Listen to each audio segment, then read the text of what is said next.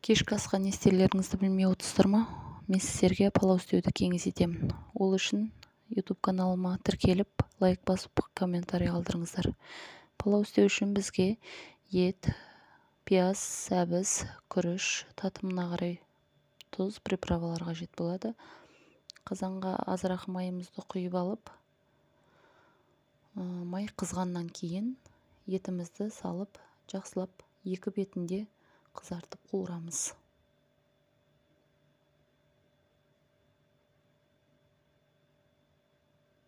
Екі беті де жақсылап қызып қуырылғаннан кейін пиязымызды салып қуырамыз.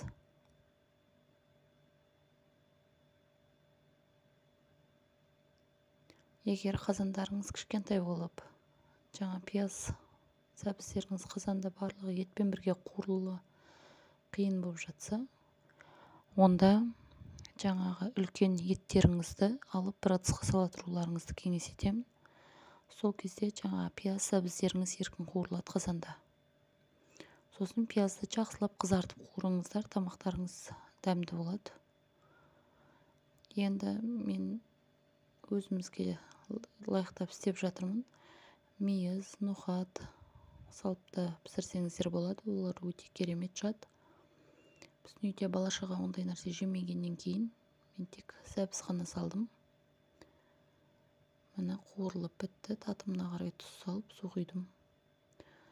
Негізі болгарский өзімнің қолдың тәтті бұрышы ескі алдағы. Көктемде жинап алып морозилікке тастағам. Әр тамаққа осылай 1-2 данасынан қосып отырам. Оны салған кезде тамақтарыңыз өте хош иісті, дәмі де ерекше болады.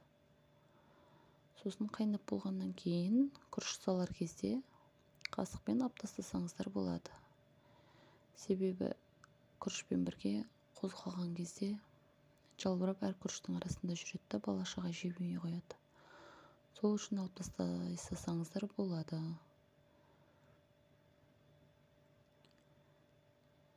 Енді осыған қосқыларыңыз келген дәмдеуіштеріңізді қоссаңыздар болады. Енді ақырындап күрішімізді саламыз. Күрішіміз суда батып тұру керек. Күріштен бірақ қатты көп болмау керек, себебі күрішіміз езіліп кетеді.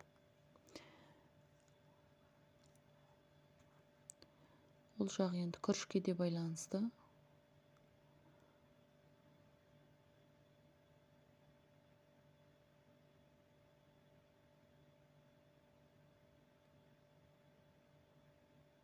Бисмиллахир-рахманир-рахим.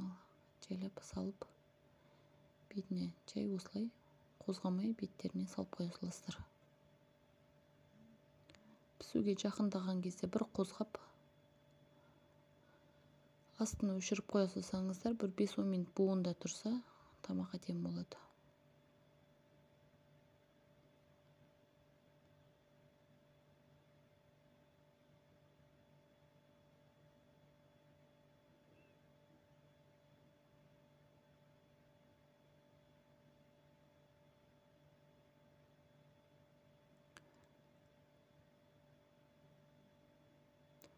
Міне тамағымыз да пісіп қалды. Мен араластырып қойдым. Енді бетін жауып, астын өшіре салам. Бір 5-10 минуттан кейін салып жей берсеңіздер болады. Міне астарыңыз дәмді болсын.